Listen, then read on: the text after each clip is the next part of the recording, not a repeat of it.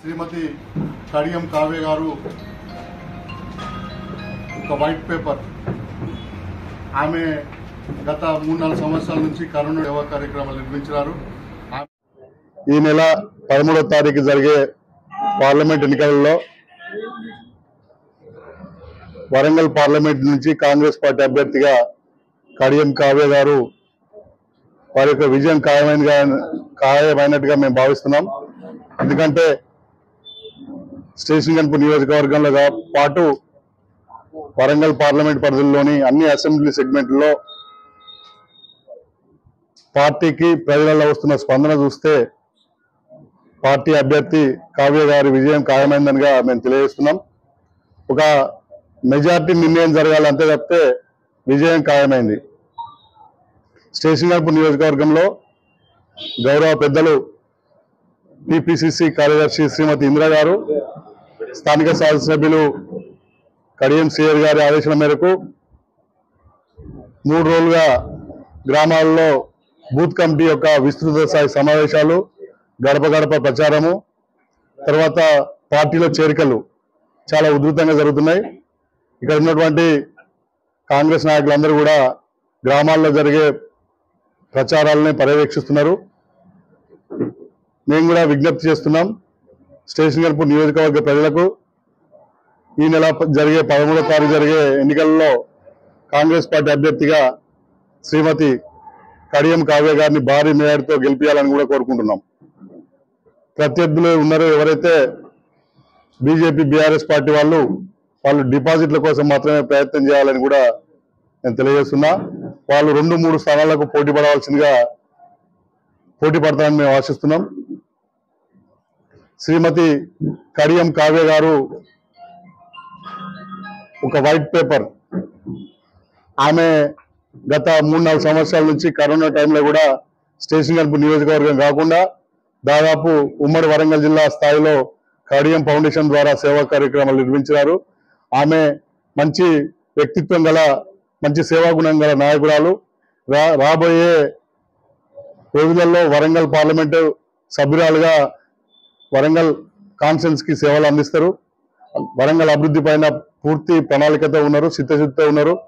అదేవిధంగా కడియం సిఆర్ గారు కూడా ఈ నియోజకవర్గాన్ని అభివృద్ధి కోసం వారు శతవిధాల ప్రయత్నం చేసి స్టేషన్ గన్పూర్ నియోజకవర్గాన్ని ఆదర్శంగా తీర్చిదిద్దాలని కూడా మేము తెలియజేస్తున్నాం. ఈ సందర్భంగా గన్పూర్ ప్రజలందరికీ కూడా, స్టేషన్ గన్పూర్ ప్రజలందరికీ కూడా కాంగ్రెస్ పార్టీకి భారీ విజయాన్ని, భారీ మెజార్టీ అందించాలని కూడా కోరుకుంటున్నాం. నమస్కారములు. గత 3 రోజుల నుంచి ప్రచార కార్యక్రమంలో సమన్వయ కమిటీని ఏర్పాటు చేసుకొని ప్రచారంలో గ్రామాలకు వెళ్ళినప్పుడు మంచి స్పందన అవపడుతుంది. అందరూ కూడా కలిసి కడియం కావ్య కోసం, గెలుపు కోసం వారి యొక్క కృషి, వాళ్ళు పోతున్నప్పుడు ప్రజల నుంచి వచ్చే రెస్పాన్స్ కూడా చాలా బాగుంది. అన్ని విలేజ్లు దాదాపు 46 బూతులలో ఏ బూత్ తిరిగినా గడప గడప ప్రచారంలో వాళ్ళు మాకు వెన్నంటే మేము గెలిపిస్తామనే ఒక నినాదాన్ని వాళ్ళు దాదాపుగా మాకు ప్రతి ఒక్క విలేజ్ నుంచి ఇంత భారీ రెస్పాన్స్ ఇస్తున్నారు.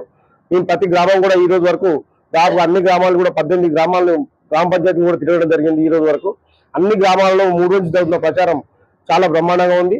అందరూ కూడా సహకరిస్తున్నారు. పబ్లిక్ కూడా వారంతట వారు వచ్చి మేము మీతో పాటే ఉన్నాం, మేము కంపల్సరీ కాంగ్రెస్ తో పాటే ఉంటాం, కాంగ్రెస్ చేస్తున్న రేవంత్ రెడ్డి గారు ముఖ్యమంత్రి గారు చెప్పిన ప్రతి ఒక్క హామీని నెరవేరుస్తారని ధైర్యం వాళ్ళకు అవపడుతుంది. 6 హామీలను తర్వాత రుణమాఫీ గారు ఇచ్చిన సందేశాన్ని కూడా మేము ప్రజలకు తీసుకెళ్ళినప్పుడు తప్పకుండా చేస్తారనే, రేవంత్ రెడ్డి గారు తప్పకుండా చేస్తారు అనే నమ్మకం కూడా మాకు వీరి నుంచి వారు చెప్పిన మాటను ప్రజలు కూడా నమ్మిదనే విశ్వాసం మాకుంది. 100% కూడా ప్రతి ఒక్క ప్రచారానికి పోయినప్పుడు వాళ్ళ యొక్క రెస్పాన్స్ చూస్తే మాకు అది అర్థమవుతుంది. తప్పకుండా ఈ రెస్పాన్స్ మనం చూస్తే తప్పకుండా భారీ మెజార్టీతో కడియం కావ్య గెలవడం ఖాయం. అన్నట్టు ఓన్లీ మెజార్టీ ఎంతనే చూసుకోవడమే ఉన్నదని మా యొక్క భావన. 100% ఇక్కడ మంచి మెజార్టీతో కడియం కావ్య గెలుస్తుంది. ఈరోజు పత్రికా సమావేశానికి వచ్చేసిన పత్రికా విలేకరులకు, అలాగే మరియు కాంగ్రెస్ పార్టీ నాయకులు బెల్ల వెంకన్న గారికి, శ్రీశ్రెడ్డి గారికి, వెంకటేశ్వర రెడ్డి గారికి, రమేష్ గారికి, వేదిక మీద ఉన్న నాయకులకు ప్రతి ఒక్కరికి కూడా పేరు పేరున ధన్యవాదాలు చెప్తున్నాను. ముఖ్యంగా ఇప్పుడు గన్పూర్ మండలం సమన్వయ కమిటీలో ప్రతి గ్రామంలో కూడా కాంగ్రెస్ పార్టీ కోసం బూత్ స్థాయి లెవెల్లో అందరూ కూడా ప్రచారం చేయడం జరుగుతుంది. ముఖ్యంగా ఏంటంటే మొన్న ఆరు రమేష్ గారు దళిత ద్రోహి అని చెప్పేసి కడియం శ్రేయర్ని విమర్శించడం సిగ్గుచేటు అని చెప్పి చెప్తున్నాము.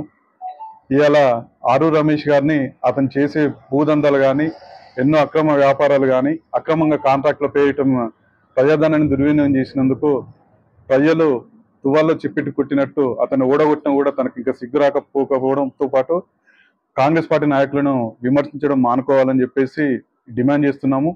ముఖ్యంగా వరంగల్ పార్లమెంట్లో 7 స్థానాల్లో ఇప్పటివరకు కాంగ్రెస్ పార్టీకి భారీ మెజార్టీ ఉంది.